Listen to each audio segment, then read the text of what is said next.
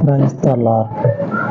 మన విమోచకుడు, మన పరిశుద్ధుడు యేసుక్రీస్తు వారి శక్తి కలిగిన నామమున ఈ రోజున ఉపవాస వాక్య ధ్యానమునకు ప్రతి ఒక్కరికి మన దేవుని పేరట ప్రైజ్ ద లార్డ్. కొన్ని సందర్భాల్లో దేవుని గురించి తెలిసినటువంటి మనకే దేవుని ఆలోచన ఒక పట్టాన చెవికి ఎక్కించుకోము. దేవుని ఆలోచన మన ఆలోచన వేరుంటది కాబట్టి దేవుడు చెప్పినటువంటి మాటని చెవికి ఎక్కించుకోము. దేవుడు చెప్పినటువంటి అదే మాట చేతల్లోకి వచ్చేసరికి ఇంత అజ్ఞానంతో ఎలాగ ఆలోచన చేశా అని అనిపిస్తుంది. దేవుడు చెప్పినటువంటి ఆ మాటని నేను వినలా, కనీసం ఆలోచన కూడా చేయలా. దేవుని ఆలోచన ఇంత గొప్పగా ఉంటుందా అని ఆలోచన చేస్తే దేవుని యొక్క మాట చేతల్లో జరిగించేటప్పుడు ఇలాగ అనిపిస్తుంది. దేవుని మాట అంతటి శక్తి కలిగింది, అంతటి కృప కలిగింది మనుషుని మీద, మనుషుని జీవితంలో. నాకు తెలిసినటువంటి కుటుంబం ఇట్లాంటి దేవుని మాట మీదనే బ్రదర్ ఉన్నాడు. ఇంట్లో ఉన్నటువంటి ఆ సిస్టర్ ఏమో ఈ బ్రదర్ మాట కొన్ని సంవత్సరాల పాటు ఆమెకి వేరే ఏ విషయం చెప్పినా సరే హృదయం ఉప్పొంగుతుందేమో, కానీ బ్రదర్కి దేవుడు చెప్పినటువంటి ఈ మాట ఇదే విషయాన్ని ఆ సిస్టర్తో మాట్లాడితే ఆమెకి ఎక్కడ లేని కోపం వస్తుంది. దేవుడు చెప్పిన మాట కదా, ఆ మాటని బ్రదర్ పట్టుకొని నిలబడితే ఆ సిస్టర్కి ఏమో ఈ బ్రదర్ ఇట్లాగా ఈ మాట మీద నిలబడి ఉన్న దానికి ఎక్కడ లేని కోపం వస్తుంది ఆ విషయాన్ని బయట తీసి మాట్లాడితే. ప్రస్తుతం ఆ సిస్టరు ఆ బ్రదర్ లాగా అదే మాట పట్టుకొని నిలదొక్కొని అదే మాట పట్టుకొని ఉన్నది. ఇప్పుడు ఆ విషయాన్ని ఎలా తీస్తే, ఆ విషయం గురించి మాట్లాడితే ఆ రోజు ఆ బ్రదర్కి ఎంత కోపం వచ్చేదో అదే కోపము ఈ రోజు సిస్టర్కి వస్తూ ఉంది. దేవునికి మహిమ కలుగును కాక. దేవుని యొక్క ఆ వాగ్దానం అనేది, ఆ మాట అనేది జరుగుతూ ఉన్నప్పుడు, జరిగిన తర్వాత ఏం జరుగుతుందంటే మన ఆలోచన అనేది దేవుని చేతల్లో ఆ మాట నెరవేరినప్పుడు మనకే సిగ్గు అనిపిస్తుంది. మన ఆలోచన, దేవుని ఆలోచన ఇంతగా ఉంటే మన ఆలోచనని దేవుని ఆలోచన మీద రుద్దటం ఎంతవరకు సరిగా అని చెప్పనని తలదించుకుంటాం. ఇప్పుడు వరకు చెప్పిన విషయాలన్నీ కూడా కొంచెం అర్థం కాకపోవచ్చు, ఇలాగ వినుకుంటా పోతే అర్థం కాదు. ఇప్పుడు దాకా చెప్పిన విషయాలని నెమ్మదిగా వింటే, ఒక్కొక్క మాటని నెమ్మదిగా వింటే అప్పుడు అర్థమవుతుంది మీకు. ఎందుకంటే అక్కడ జరిగినటువంటి విషయాలని అలాగే చెప్పుకుంటా పోయిన విషయాన్ని మీరు నెమ్మదిగా ఆలోచన చేయాలి. ఒక్కొక్క మాటని స్లో మోషన్లో పెడతారు చూడండి వీడియోని, అట్లాగే పెట్టి వింటే అప్పుడు అర్థమవుతుంది. దేవుని వాక్యము కూడా మీకు అర్థమవుతుంది.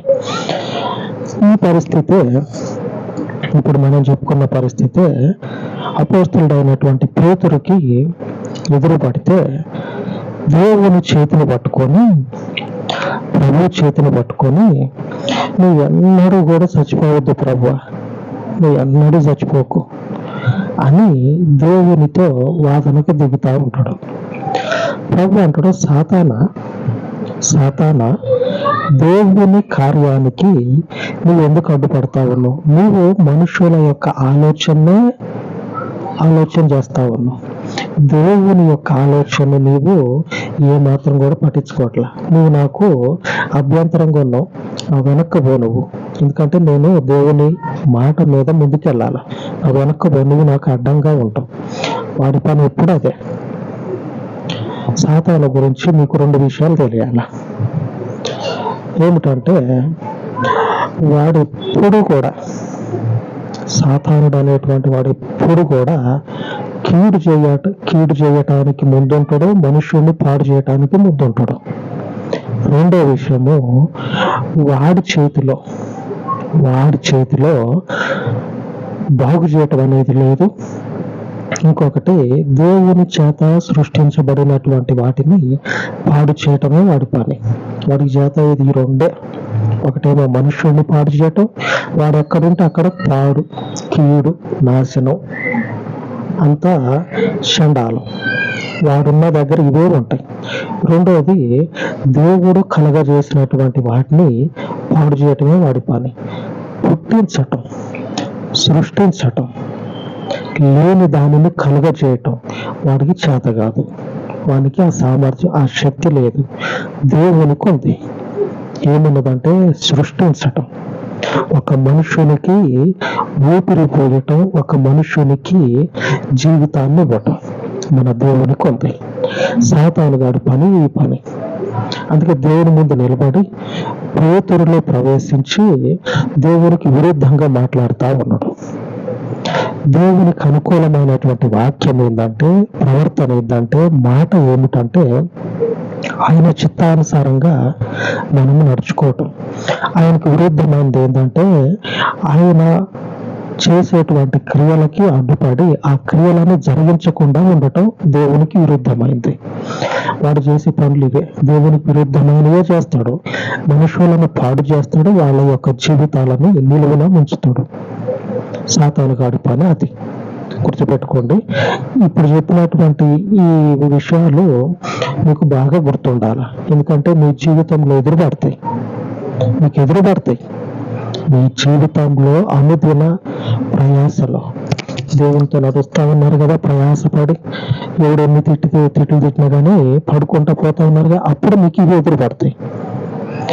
కీడు చేయటం వాడి పని. లేని దానిని పుట్టించటం అనేది వాడికి చేత కాదు. సృష్టించబడిన వాటినే వాడు పాడు చేస్తాడు. మీరు గుర్తుపెట్టుకోండి.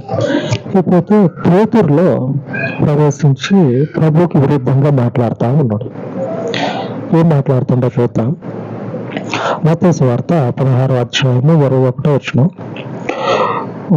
అప్పటి నుండి తాను యెరూషలేమునకు వెళ్ళి పెద్దల చేతను, ప్రధాన యాజకుల చేతను, శాస్త్రుల చేతను అనేక హింసలు పొంది చంపబడి 3వ దినమున లేచుట అగత్యమని యేసు తన శిష్యులకు తెలియజేయ మొదలు పెట్టగా, పేతురు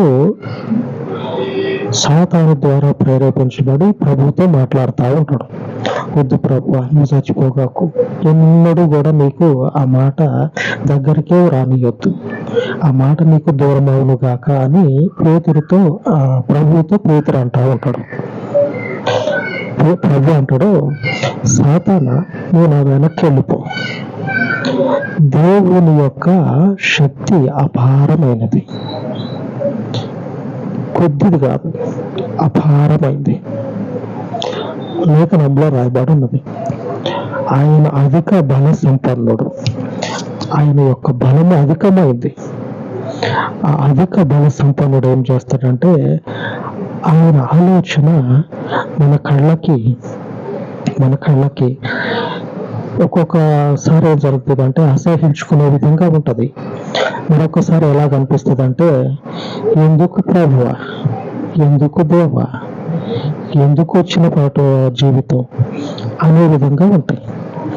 కానీ ఆయన మాట చెప్పి ఆయన సృష్టికి కారకుడు కదా, ఆయనకి తెలియదా? మనం అంటా ఉన్నాం ఎందుకు అనేటువంటి ఆలోచన ఆయన చేస్తే అసలు ఆయన చెప్పే మాటనే చెప్పకుండా దాచుకుంటాడు. ఆమె మన దేవుడు నిత్యము నిలిచి మేలును చేసే దేవుడు మాత్రమే కానీ కీడు ఏ మాత్రము కూడా ఆయన యొక్క ఆలోచనలో కూడా లేదు, రాదు కూడా. బెస్ట్ ఉదాహరణ, మంచి ఉదాహరణ ఏంటంటే, ఆయన ఆలోచనలో కీడు అనేది కూడా రాదు అనటానికి ఏంటంటే, ఈ రోజున అందరైతే రక్షించబడతారో అదే. ఆయనకు 1000 సంవత్సరాల కిందట మనుషుడు రక్షించబడాలని క్రీస్తుని నియమించినటువంటి దేవుడు ఈ రోజున అనేకులు రక్షించబడతా ఉన్నారు. అంటే ఆయన ఆలోచన ఏంది? ఆయన ఎప్పుడు కూడా మేలు చేయటం కొరకే ఆలోచన చేస్తాడు. కీడు అనేది ఉంటే ఆ ఆలోచనే తీసుకురాడు. దేవునికి మహిమ కలుగును కాక. సర్వోన్నతుడైన దేవుడు వాగ్దానం చేస్తా ఉన్నాడు. ఏమని వాగ్దానం చేస్తా ఉన్నాడు అంటే, మీ జీవితాల్లో శక్తి సంపన్నుడయ్యుండి చేస్తూ ఉన్నటువంటి వాగ్దానము ఇర్మియా గ్రంథము 32వ అధ్యాయము 19వ వచనం. ఆలోచన విషయంలో నీవే గొప్పవాడవు, క్రియలు జరిగించే విషయంలో శక్తి సంపన్నుడవు. ఆలోచన విషయంలో ఒక మనుషునికి ఆలోచన చెప్తా ఉన్నాడు అనుకోండి, ఆ ఆలోచన విషయంలో గొప్పవాడు ఆయన. ఆ గొప్పవాడు చెప్పినటువంటి ఆలోచనకి మన ఆలోచన కలిపినవనుకోండి, అది ఏ మాత్రం కూడా కలవదు, కలిసిపోదు. ఆయన గొప్పవాడయ్యుండి ఆయన చెప్పే ప్రతి ఆలోచన కూడా గొప్పగా ఉంటది. ఇప్పుడు రక్షణ మనం తీసుకోవట్లా, అలాగా ఆ ఆలోచనని నెరవేర్చే విషయంలో శక్తి సంపన్నుడు. ఎంతటి శక్తి సంపన్నుడు అంటే, ఎంతటి బల ప్రభావములు కలిగినటువంటి దేవుడు అంటే ఇప్పుడు చూస్తే లోకంలో ఉన్నటువంటి పుస్తకాలన్నీ పోగేసి భూతార్థం ఒకటి తయారు చేపించి ఊరంతా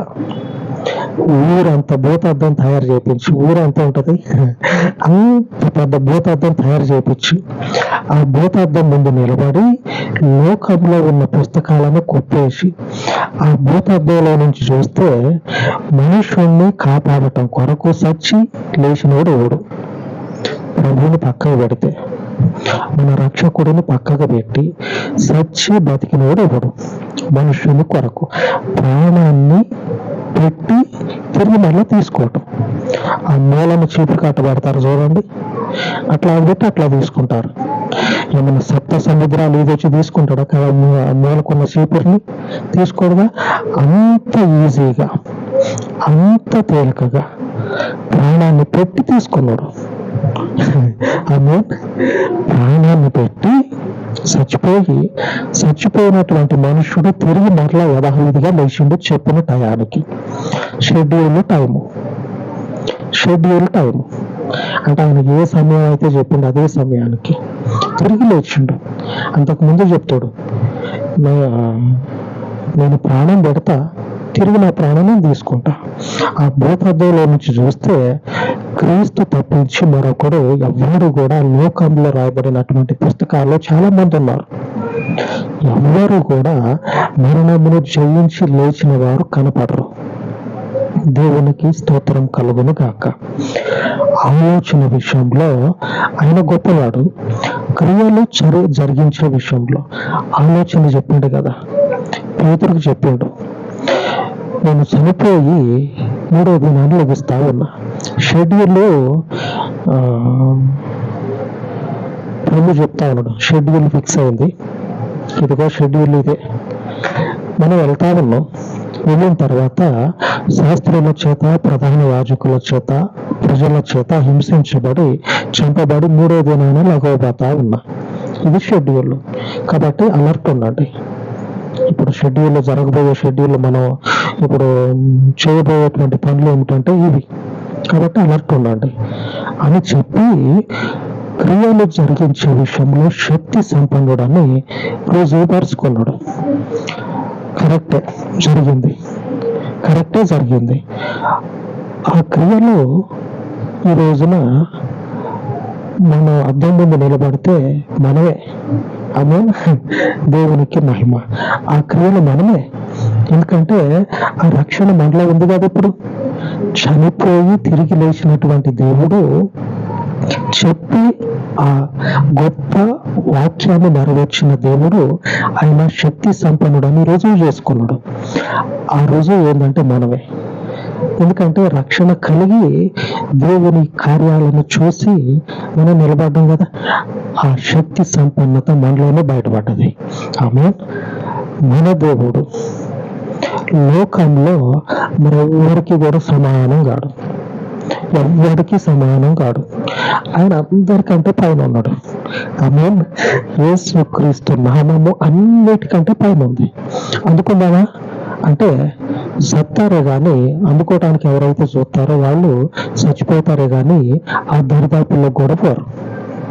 దేవుడు చెప్తా ఉన్నాడు, ఆలోచన అయింది, ఆలోచన నెరవేర్చేటువంటి శక్తి సంపన్నత కూడా అయింది.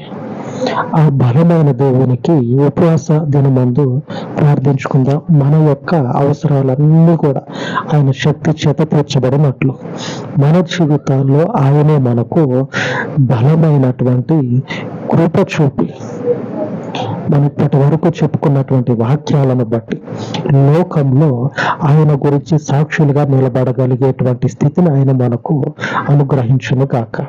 అలాగే ప్రార్థించుకుందాం. మహోన్నతుడు అయ్యున్న పరలోకపు తండ్రి, ఈ ఉదయకాలమందు ఈ పవిత్ర పాదముల చెంత ఉపవసించి ప్రార్థిస్తూ ఉండగా ఆలోచన చెప్పే సమయంలో గొప్పవాడువు నీవు. నీ ఆలోచనను క్రియలలో బయలుపరచుటకు అంతకు మించి శక్తి కలిగినటువంటి దేవుడవు నీవు. తండ్రి, ఈ పాదముల యొద్ద మీరు ఇచ్చినటువంటి ఈ గొప్ప ఆలోచనని, ఈ పరిచర్యను చేత పట్టుకొని నడుస్తూ ఉండగా ఈ లోకంలో తండ్రి మాకు అధికారం లేదు, బలమైనటువంటి మనుషులము కాము.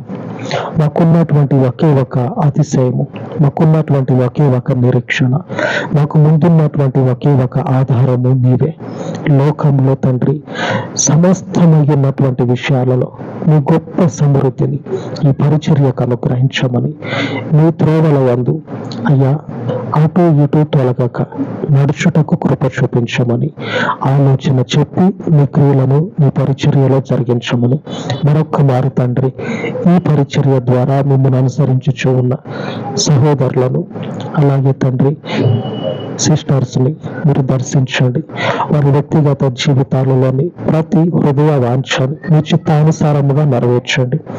దీవించబడినటువంటి బిడ్డలు తండ్రి మీ సన్నిధికి వారి అర్పణ తీసుకొని వచ్చినట్లుగా వారి హృదయాలను ప్రేరేపించమని, ఈ పరిచర్యకి మీ పరలోకపు సర్వ సమృద్ధిని అనుగ్రహించి మీకు మహిమను తెచ్చుకొనమని మీ పాదముల యొద్ద ఈ ఉపవాస మనవులను ప్రతిష్ఠించి యేసుక్రీస్తు దయగలిగిన నామమున ప్రార్థించి వేడుకొనుచు ఉన్నాను తండ్రి.